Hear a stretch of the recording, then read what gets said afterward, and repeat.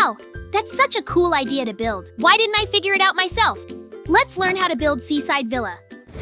Round 1. I start building my villa right on the water. This is a great spot from a safety point of view. Water creates a natural moat around the house like medieval castles had. Moats protected fortresses from attacks because enemies could not cross the water barrier quickly. The same principle works here. Zombies and skeletons will have to swim, and this slows them down and makes them vulnerable. First, I place 1 block of oak planks right in the water. This will be my first support. In real construction, houses on water are called stilt buildings. Stilts are poles that go into the bottom and hold the whole structure above water.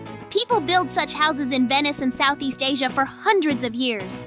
Water under the house also provides natural cooling in hot weather. From the first block, I make a path of planks. Each new block rests on the previous one, creating a continuous chain of support. This is the principle of load distribution. The weight of the structure transfers from block to block until it reaches the support in the water. Now I make the path wider to create a square platform. A square shape provides even weight distribution on all sides. The platform will be the floor of my house. I make it big enough, about 5 by 5 blocks. This is the best size for a small home. Too small an area will not fit the needed furniture. Too large will need extra supports in the center so the floor does not bend under weight. 5 by 5 is a balance between function and simple construction.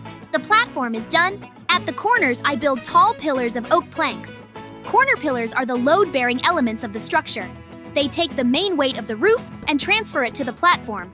In architecture, this is called post and beam construction. Ancient Greeks and Romans used this principle to build temples. The pillars go up 3 blocks high. I connect the tops of the pillars with horizontal blocks. These horizontal elements are called beams. Beams tie the pillars into one rigid structure. Without them, the pillars could lean or fall from side wind pressure. A triangle is the most stable shape in construction, but a rectangular frame also works if all connections are strong. The frame of the house is done and ready for the roof. Time to make the roof. I use oak slab and oak stairs. A roof is not just a cover on top. It protects the walls from rain and snow, which can destroy material over time. In the real world, wooden houses without good roofs rot in just a few years. Roof overhangs direct water away from the walls. I place the elements carefully so there are no gaps between them at all. My roof turns out flat. Flat roofs are simpler to build and need fewer materials. But they have a downside. Water or snow can collect on a flat roof. In areas with lots of rain, sloped roofs are better, so water runs down. But for a villa over water, this is not critical. The main thing is that the roof is solid with no holes where rain or spiders can get through. Now I need walls. Walls do several jobs at once. They protect from wind, rain, and cold. They create a private space hidden from outside eyes. They also block the line of sight for hostile mobs. Skeletons cannot shoot at what they cannot see. I fill the space between pillars with oak planks blocks, making the walls solid. This gives maximum protection from all threats. Solid walls without windows are most effective for protection. Every hole in a wall is a potential weak point. Arrows from skeletons can fly through windows. Cold air comes in through gaps. But having no windows at all means it will be dark inside. This is a trade-off between safety and comfort. I choose safety and leave only one opening for the entrance to the house. One entrance is also a safety feature. The fewer access points, the easier to control who enters the house. Medieval fortresses had only one gate for this exact reason. Defenders could focus all forces on protecting one narrow passage. The opening is placed so I can see approaching enemies early.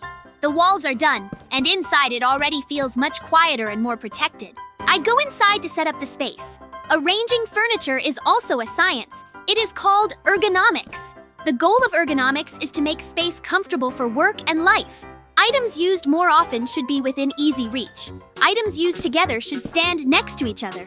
I start with the crafting table and place it by the wall so it does not block the walking path. Next to the workbench, I place the furnace. The furnace and workbench are often used together.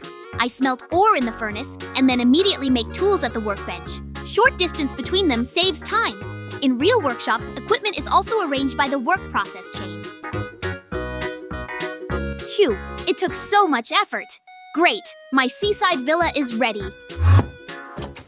What? Hello? Hey, Banana Kid, look, I built it. Do you like? No. What? Does my villa look silly?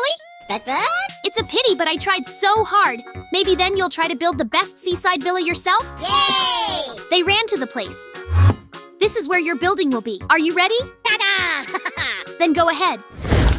Round 2. It is Banana Kid's turn. He walks to the water and starts building. But what is this? Instead of a normal platform, he places a narrow path of oak slab.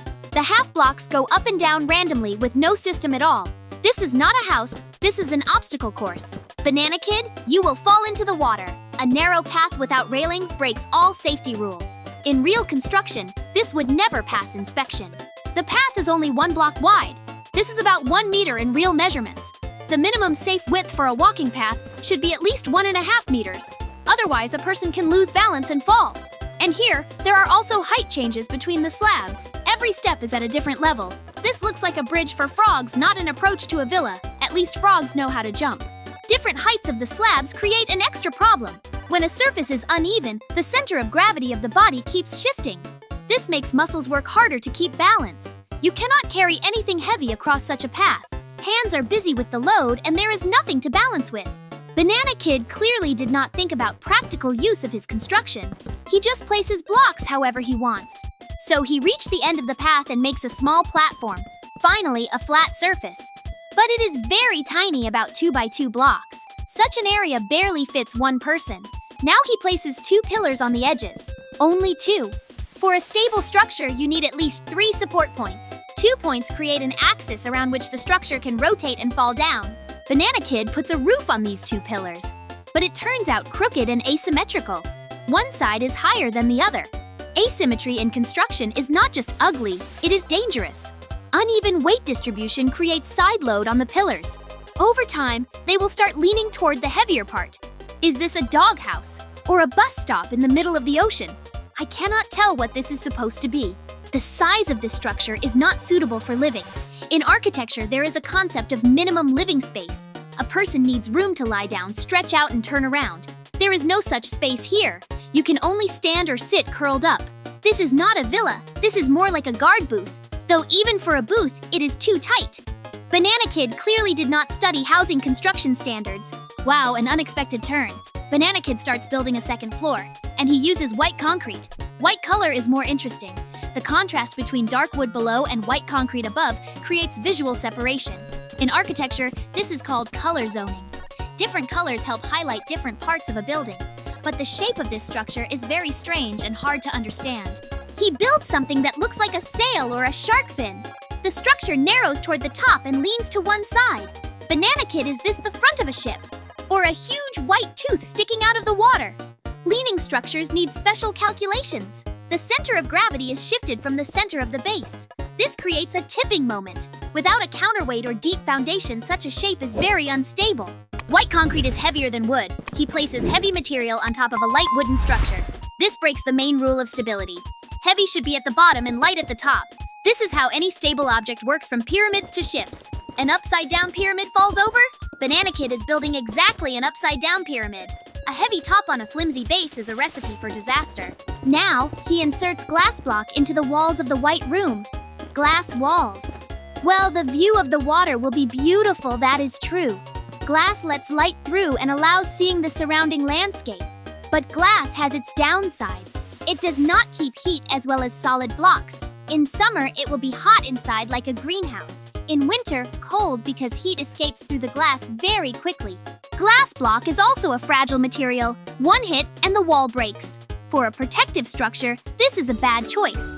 Any enemy can simply break the glass and come inside. Banana Kid sacrificed safety for looks. Sometimes this is justified, but only if there are other ways to protect yourself. Here, there are none.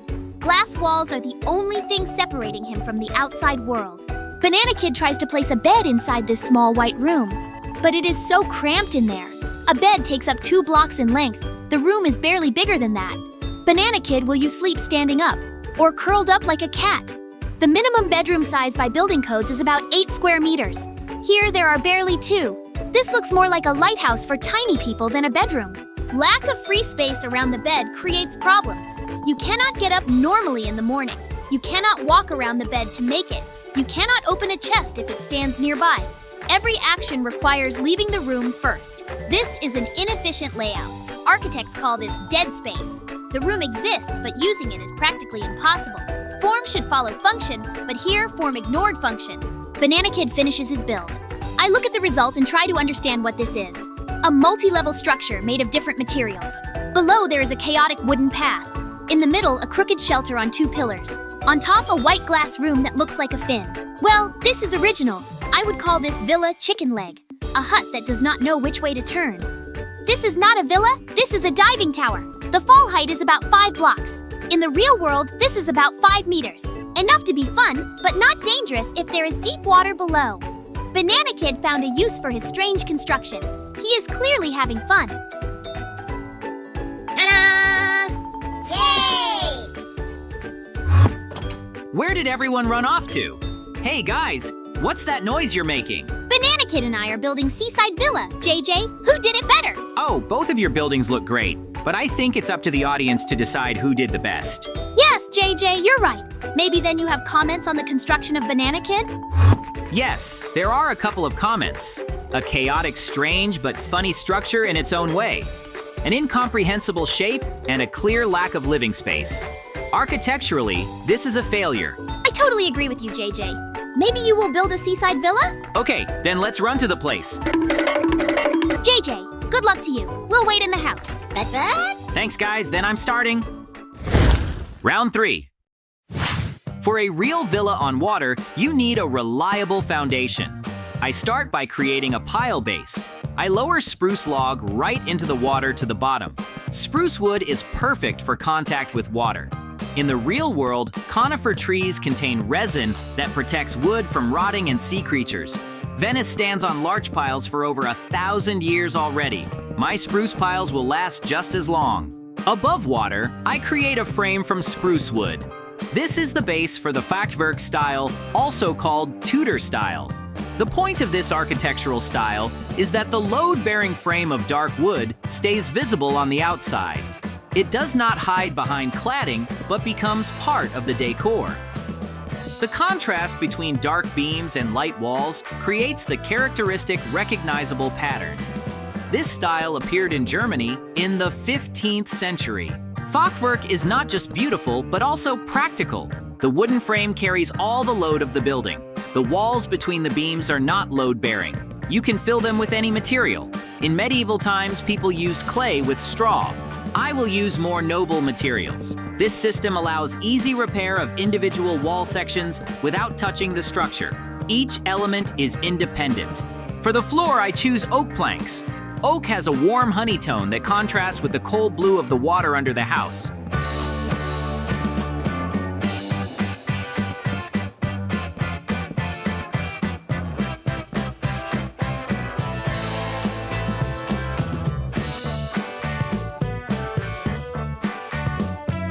Color contrast strengthens the perception of space. Warm wood tones make the interior cozy and welcoming.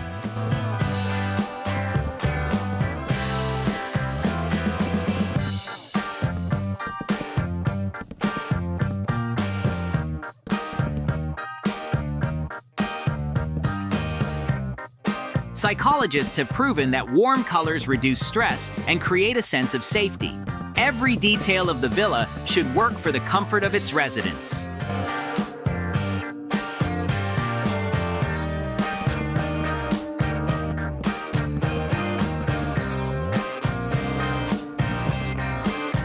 Now I fill the frame space with white concrete blocks.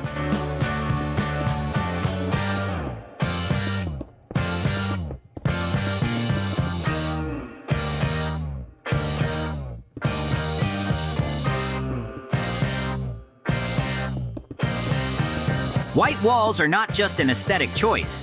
White color reflects sunlight instead of absorbing it.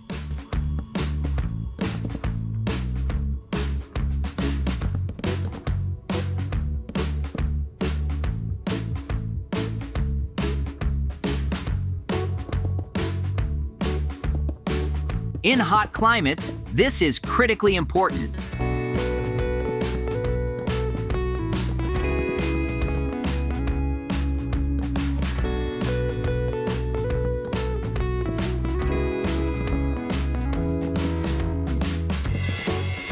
A house with white walls heats up much less than a house with dark ones.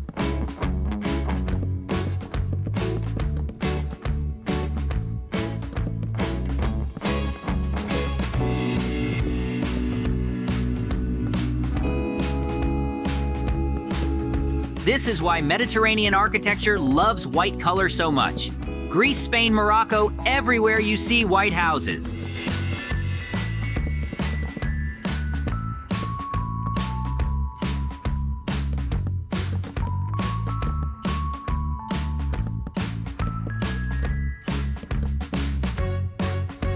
The reflective properties of white walls work inside the room too.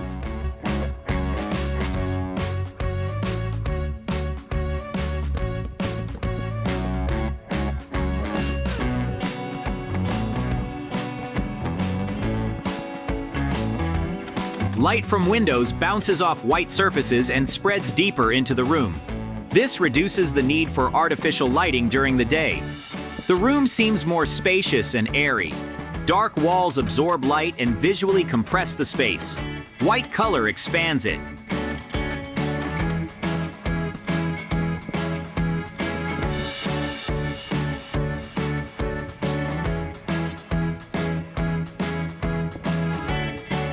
This is a basic principle of interior design.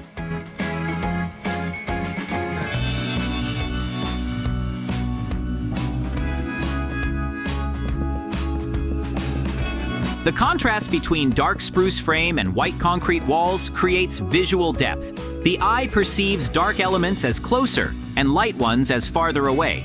This creates an illusion of volume on the flat surface of a wall. Fachwerk uses this optical effect to the maximum.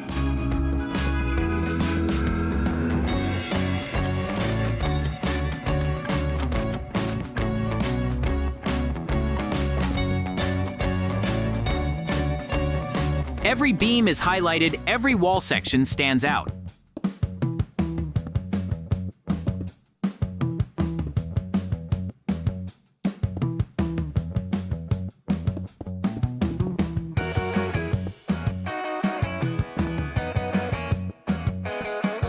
The building looks more complex and interesting than a simple box.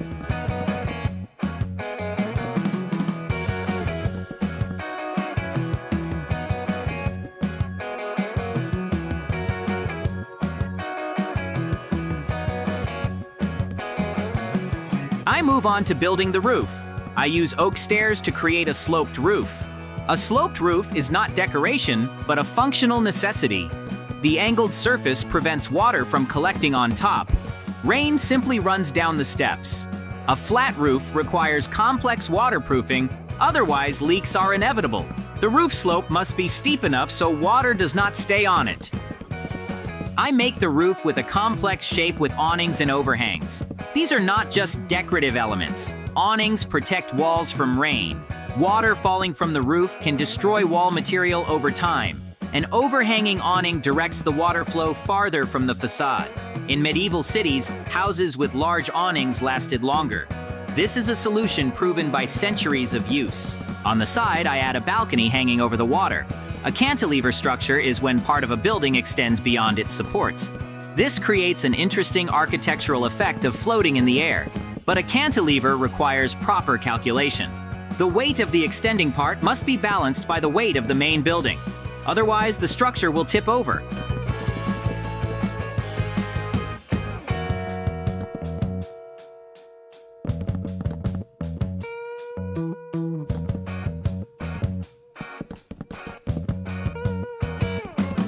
My balcony is securely anchored in the wall mass.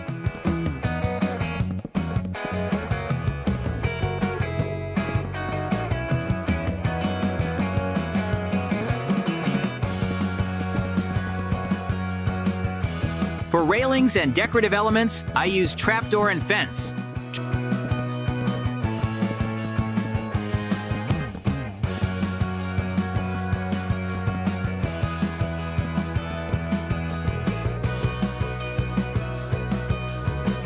Trapdoors in vertical position create an interesting texture that looks like wooden panels. Fences add an airy and light quality.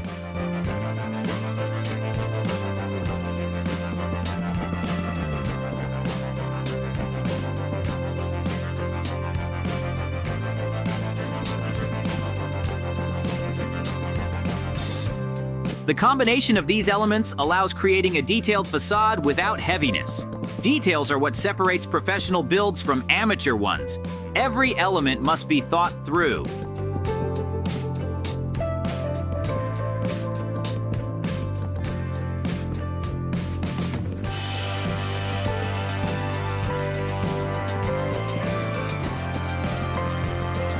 I build the second floor, repeating the style of the first. Spruce frame and white walls. Unity of style on all levels of the building creates a harmonious image.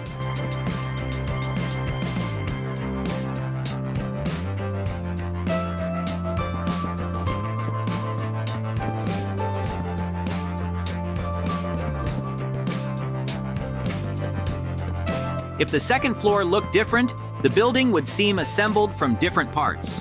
Consistency in design is very important.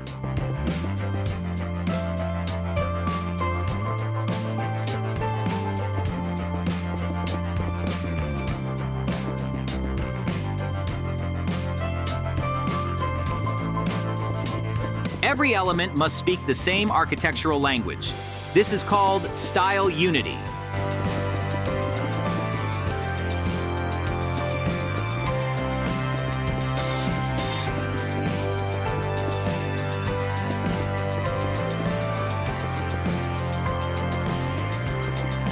I make large windows from glass pane.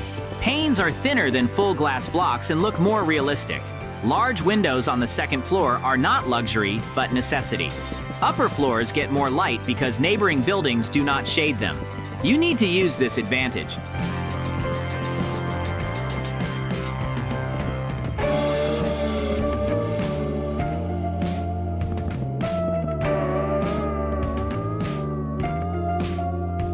The ocean view from the bedroom on the second floor will be stunning. Waking up with a view of water is priceless.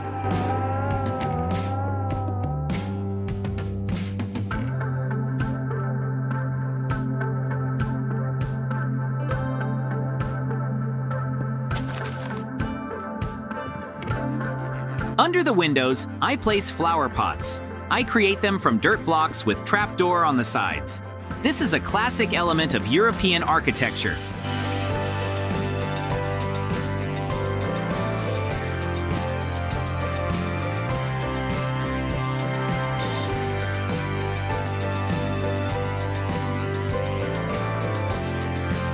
Flowers under windows bring the facade to life and add color accents.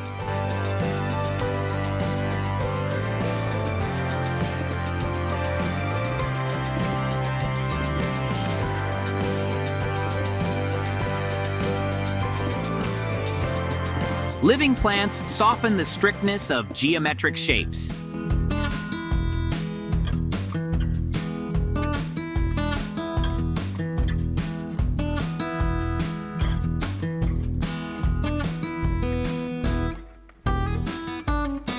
This is a connection between the man-made building and living nature.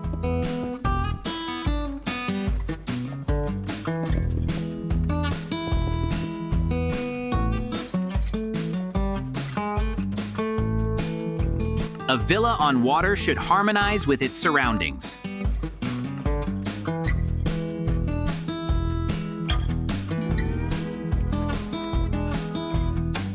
I move on to the interior. The inside space must be no less thought out than the outside.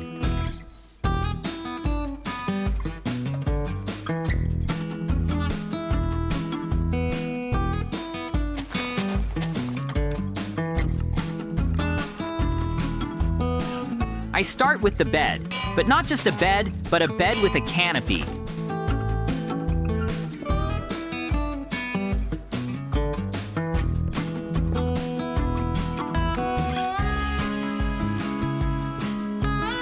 I add storage space. Cabinets and shelves I place along the walls to not take up central space.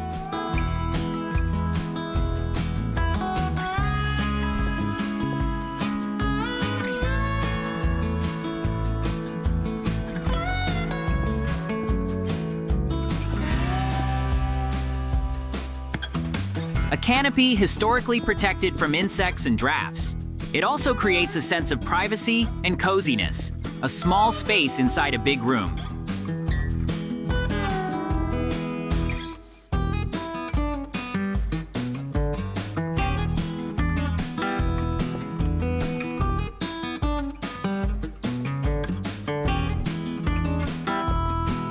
I create a lounge area with a sofa and a small table. Furniture in Minecraft requires a creative approach.